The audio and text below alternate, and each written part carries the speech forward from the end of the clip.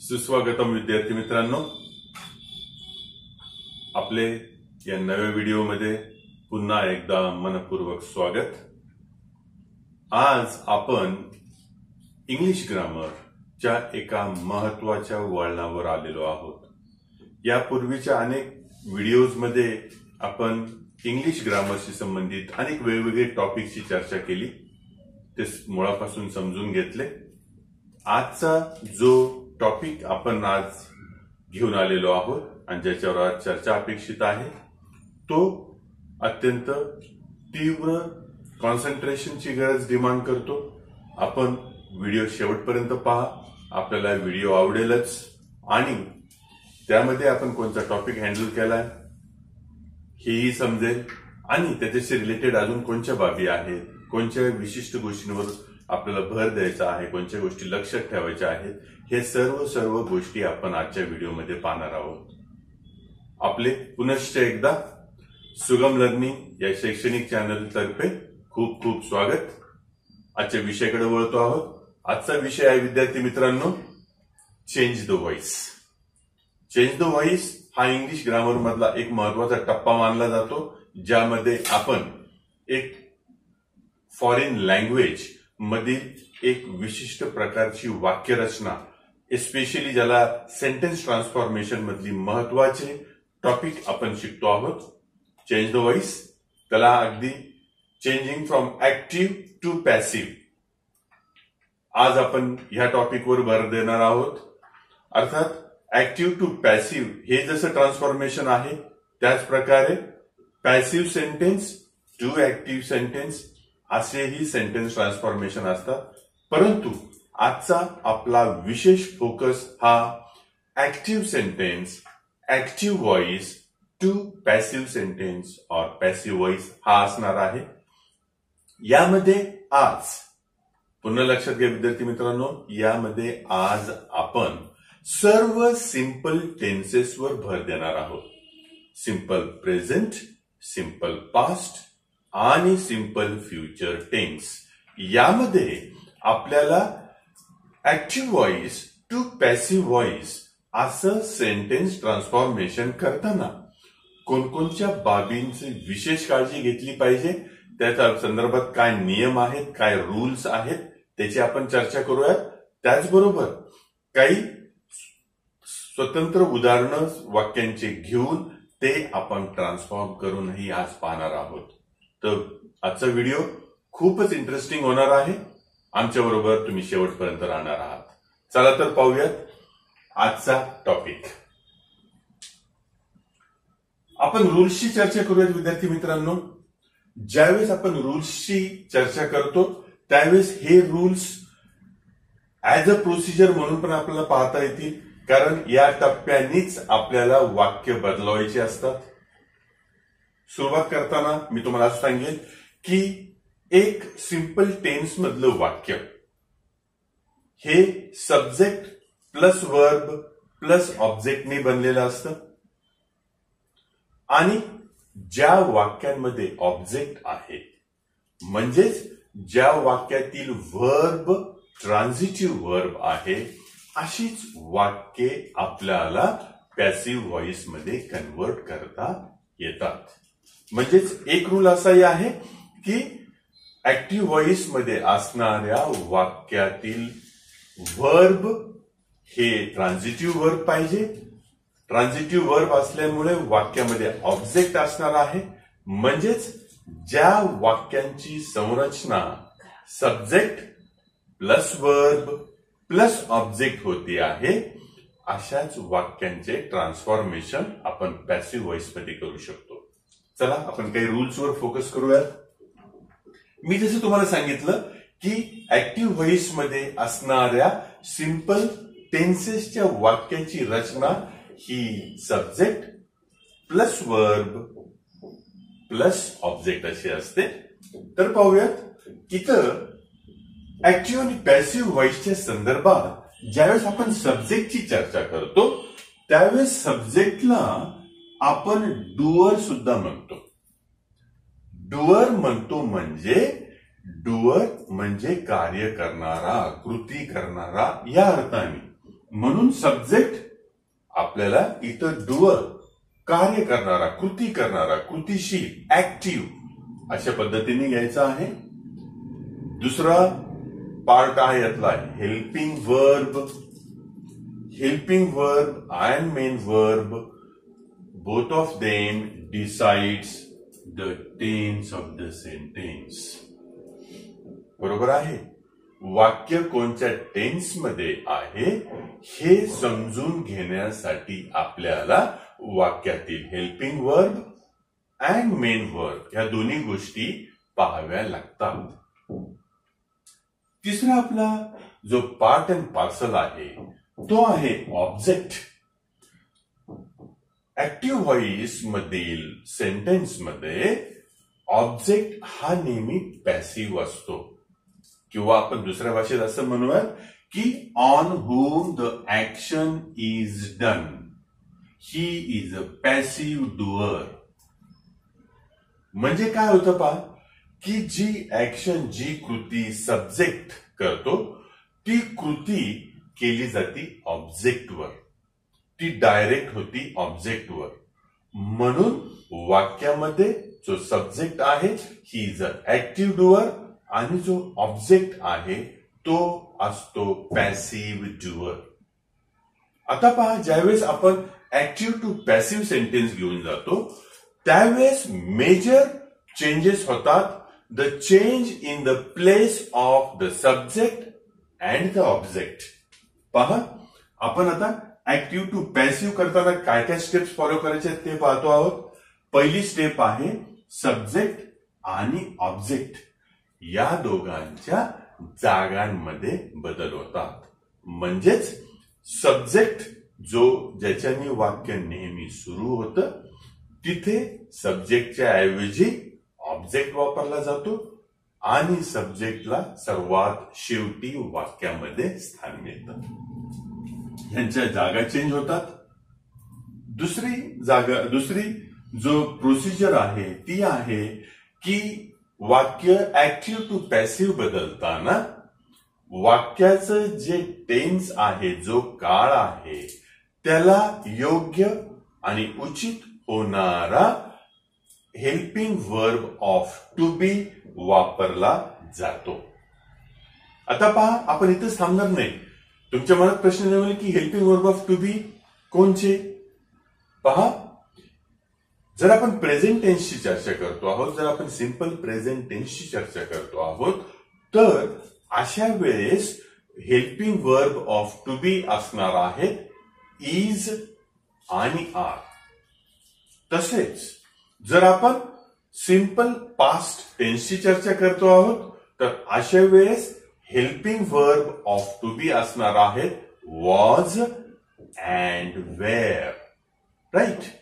ज्यावेळेस आपण simple future टेन्सची चर्चा करतो आहोत त्यावेळेस हेल्पिंग वर्ब असणार आहे shall be and will be. म्हणजे शॅल आणि विल यांना बीईबी या बीचे ऍडिशन देऊन त्यांचे हेल्पिंग वर्ब ऑफ टू बी आपल्याला बनवता येतात. तर आपण दुसरा टॉपिक पाहिलेला आहे की हेल्पिंग वर्ब ऑफ टू बी यांचं वाक्यामध्ये उपयोग केला जातो. आपण पुन्हा रिकॅप घेऊयात. आपण पाहिलं की सब्जेक्ट आणि ऑब्जेक्ट यांच्या जागांची अदलाबदल होती. ऑब्जेक्टनी वाक्य सुरू होतं, त्याच्यानंतर आपण वापरतो हेल्पिंग वर्ब ऑफ टू बी. ह्याला एक रिलेटेड असं हे आहे सजेशन की तोच आपले हेल्पिंग वर्ब ऑफ टू बी वापरता येतो जो त्या काळाशी अनुरूप आहे. आणि जर आपला ऑब्जेक्ट सिंग्युलर असेल तर हेल्पिंग वर्ब ही सिंग्युलरच वापरता येईल. म्हणजे जर एक असेल तर तिथं इज वापरता येईल, अनेक असतील तर तिथं आर वापरता येतील. बरोबर आहे. त्यानंतर पहा, पुढचं जी प्रोसिजरल टॉपिक आहे तो आहे याच्यामध्ये आपण असं म्हणतो की verb remain singular Wien the subject और ऑब्जेक्ट इज सिंग्युलर. जर वाक्यातील ऑब्जेक्ट ज्याने वाक्य पॅसिव्ह व्हॉइस मध्ये सुरू होतं ते जर सिंग्युलर असेल तर आपण वापरणारं जे हेल्पिंग वर्ब आहे ते सिंग्युलर असणार आहे. वाक्यातला ऑब्जेक्ट जर प्लुरल असेल तर त्यासाठी आपण वापरणारा जो हेल्पिंग वर्ब ऑफ टू बी असेल तोही प्लुरॅलिटी दाखवणारा असणार, अनेक वचन दाखवणारा असेल. म्हणजेच सिंग्युलर साठी इज आणि प्लुरल साठी आर. राईट. आपण थोडं पुढे जातो आहोत. त्यानंतर तिसरी स्टेज अशी असणार आहे ज्यावेळेस आपण helping verb of to be वापरलेला आहे त्याच्यानंतर वाक्यातील मेन वर्बचा past participle means the third form of the verb हा त्याच्यानंतर वापरायचा आहे.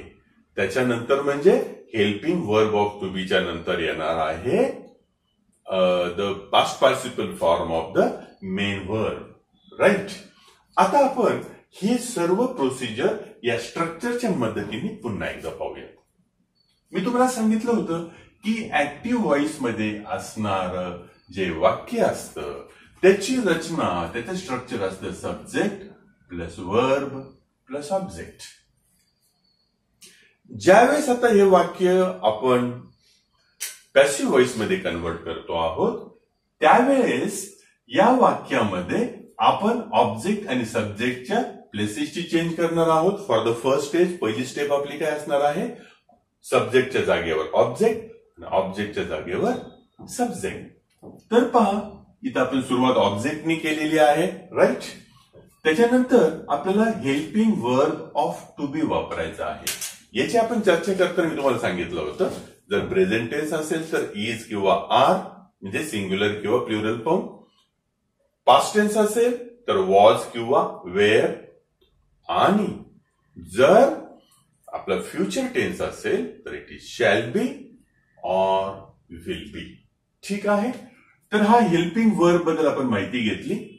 पहा वाक्यामध्ये जो मेन वर्ब असेल त्या मेन वर्बचा मग आपला past participle form the third form of the verb वापरायचा आहे.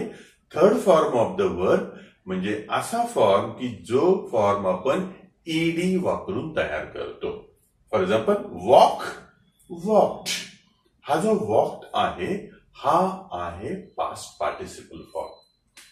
तो वापरल्यानंतर पुढची स्टेप आपली असणार आहे आपण वाक्यात वापरणार आहोत bye, बीवाय bye.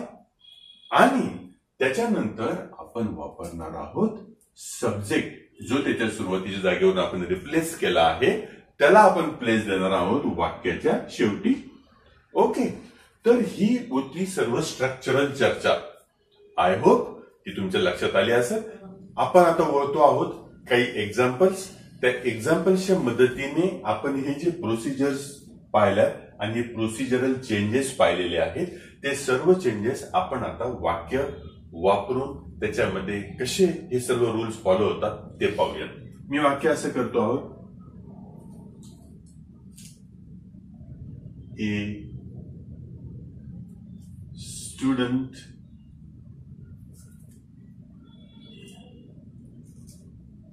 opens the window.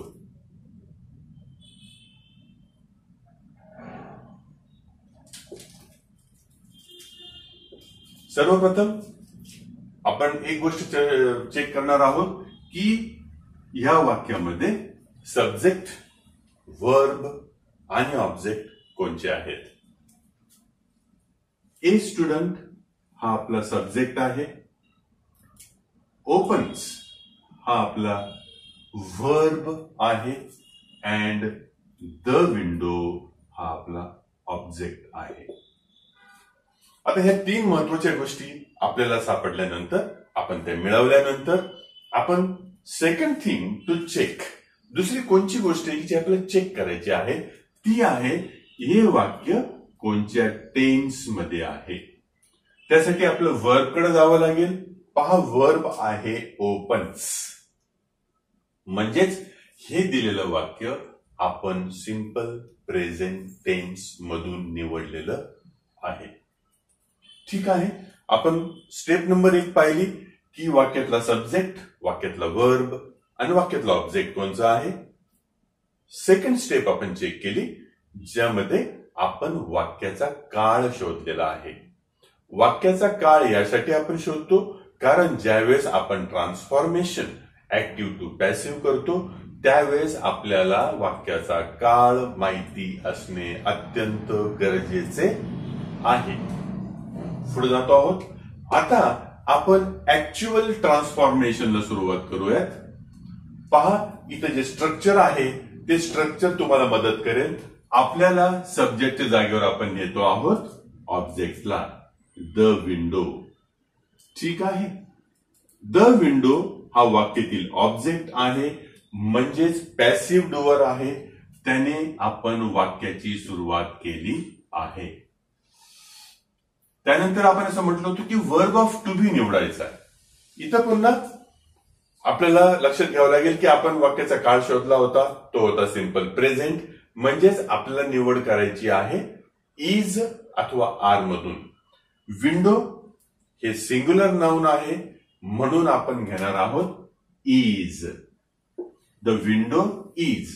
त्यानंतर आपण सांगितलं होतं की आपण जे मेन वर्ब ओपन आहे त्याचा पास्ट पार्टिसिपल फॉर्म म्हणजेच ईडी प्रत्यय लावून तयार केलेला फॉर्म वापरणार आहोत. तो होतो आहे ओपन्ड.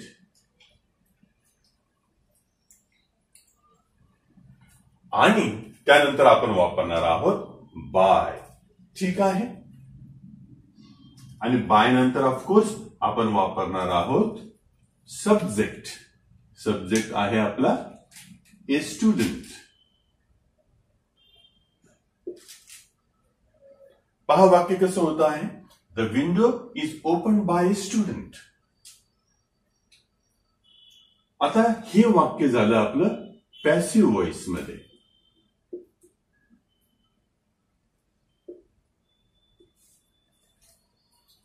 पहा, आपण सिंपल प्रेझेंट टेन्स मध्ये एक वाक्य घेऊन त्याचा पॅसिव्ह व्हॉइस मध्ये त्याचं कन्व्हर्जन केलेलं आहे.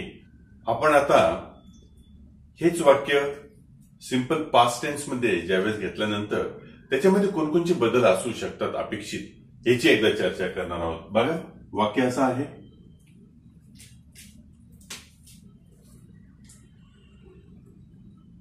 A student opened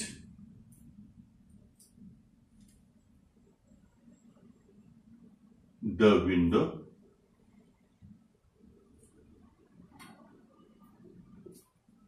A student opened the window.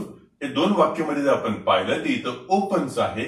आपण इथं ईडी प्रत्यय लावून सिंपल पास्ट टेन्स मध्ये वाक्य तयार केलं आहे.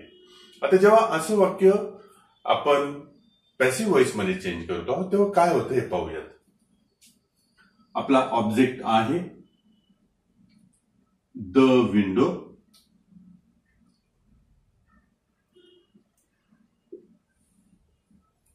आपण आता वापरणार आहोत पास्ट टेन्स असल्यामुळं past form of the verb of to be. Helping verb जे आहे टू बीचे त्यांचे पास्ट फॉर्म आपल्याला वापरायचे आहे. इथं विंडो हा एक वचनी असल्यामुळे आपण वापरणार आहोत वॉज. त्यानंतर आपण वापरणार आहोत पास्ट पार्टिसिपल ऑफ ओपन. तो आहे ओपन्ड. पहा, द विंडो वॉज ओपन्ड. आता आपण उपयोग करणार आहोत बाय या शब्दाचा. आणि सर्वात शेवटी वाक्यात आपण वापरणार आहोत द सब्जेक्ट. इथं सब्जेक्ट आहे ए स्टुडंट.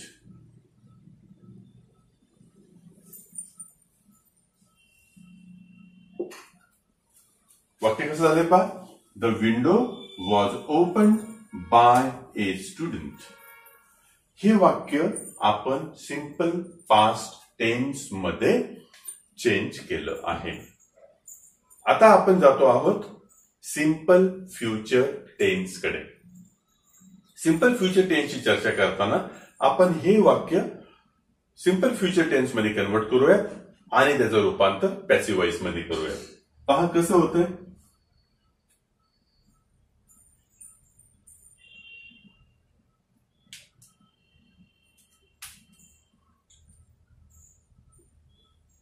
A student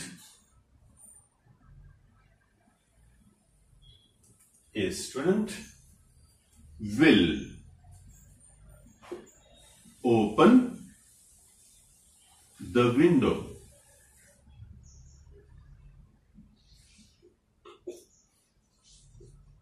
आपलं हे वाक्य आहे सिंपल फ्युचर टेन्स मध्ये.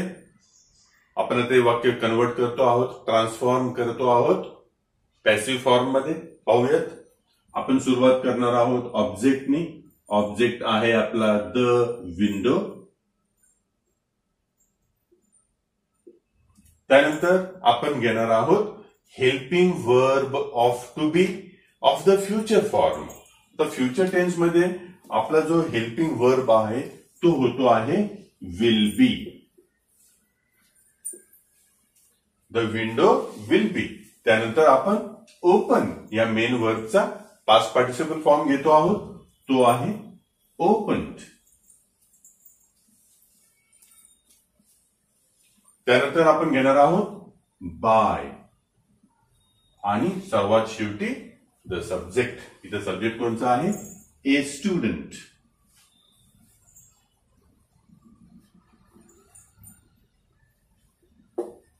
पहा वाक्य कसं होतं आहे. The window will be open by a student. विद्यार्थी मित्रांनो, आपण ह्या 3 उदाहरणांनी simple present tense, simple past tense आणि सिंपल फ्युचर टेन्स च्या वाक्यांच्या रचनेसंदर्भात आज आपण चर्चा केली आहे. या वाक्यांमध्ये ज्यावेळेस आपण पॅसिव्ह व्हॉइस मध्ये चेंज करतो त्यावेळेस होणारे सर्व पॉसिबल बदल ते का होतात आणि ते करताना त्यांचे कोणकोणचे रूप आपल्याला वापरायचे आहेत, ह्या सर्व गोष्टींची आपण इन डिटेल चर्चा केलेली आहे. आपण अजून एक सेट वाक्यांचा त्याचे रूपांतरण पुन्हा आपण पॅसिव्ह व्हॉइस मध्ये करून पाहूयात, जेणेकरून तुम्हाला वाक्यांचे जे ट्रान्सफॉर्मेशन आहे त्याच्यामधील सर्व बारकावे इन डिटेल समजतील. चला एक वाक्य घेऊन आपण येतो आहोत. या वाक्यामध्ये आपण एक गोष्ट करूयात की मागच्या वाक्यांमध्ये सर्व सिंग्युलर सब्जेक्ट आणि ऑब्जेक्ट होते. या वाक्यामध्ये आपण प्लुरल सब्जेक्ट आणि प्लुरल ऑब्जेक्ट असलेले वाक्य पाहूयात. पहा, मी असं म्हणतो आहे, वी लाईक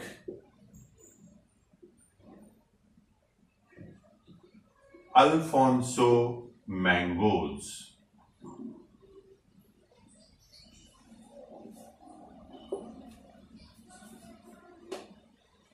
वाक्य सिंपल प्रेझेंट टेन्स मध्ये आहे.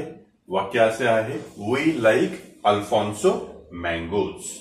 यामध्ये आपण एकदा सुरुवातीची प्रोसिजर करून घेऊयात. वी हा आपला सब्जेक्ट आहे, लाईक हा ऑफकोर्स आपला वर्ब आहे, अँड अल्फॉन्सो मँगो टुगेदर हे दोन्ही शब्द मिळून आपला होतो आहे ऑब्जेक्ट. आता आपण त्याचे रूपांतर पॅसिव्ह व्हॉइस मध्ये करूयात. दिलेलं वाक्य ऍक्टिव्ह व्हॉइस मध्ये आहे.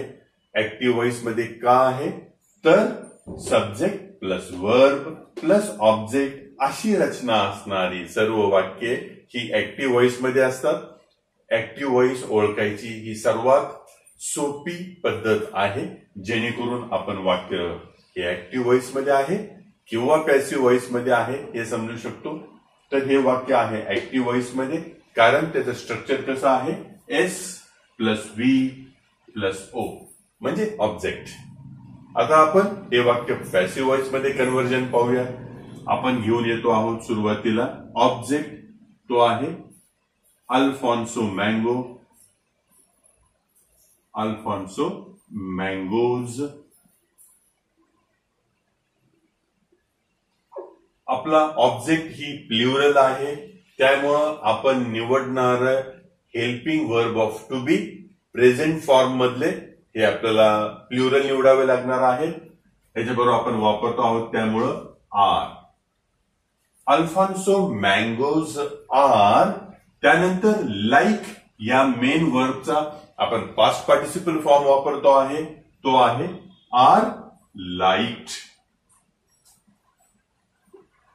त्यानंतर विद्यार्थी मित्रांनो आपण घेणार आहोत ऍडिशनल बाय. आणि सब्जेक्ट. आता इथं एक गोष्ट करावी लागेल की इथं प्रोनाऊनने आपण सुरुवात केली. प्रोनाऊन होता वी, त्याचं कन्व्हिनियंट योग्य अनुरूप रूप आपल्याला वापरावं लागणार आहे. ते वीच्या ऐवजी होणार आहे बाय अस. लक्षात आलं? वाक्य कसं होतंय पहा. Alphonso mangoes are liked by us. Right. आता आपण सेम सेंटेन्स आपण पास्ट टेन्स मध्ये कन्वर्ट करून पाहूयात. आपलं वाक्य होतं वी लाईक अल्फॉन्सो मँगो. त्याऐवजी आपण असं म्हणूयात वी लाईक्ड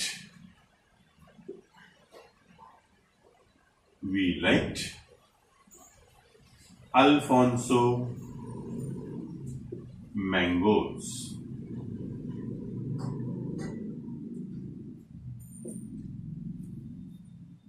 आपण चेंज करून पाहूयात.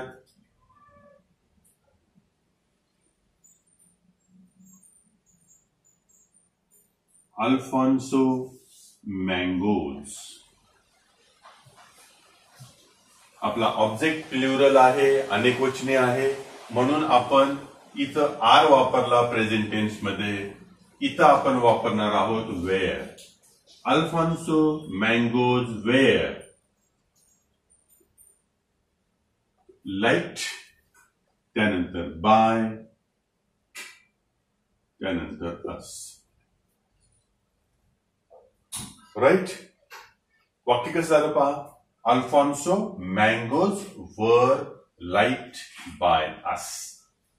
आपण आता तिसऱ्या प्रकाराकडे जातो आहोत. तिसरा काळ आपला आहे future, simple future tense. Simple future tense मध्ये आपण हे सिमिलर वाक्य कन्वर्ट करतो आहोत. पहा. वी विल, और to that best extent we shall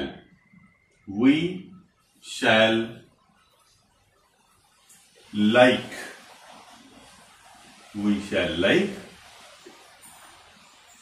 Alfonso mangoes.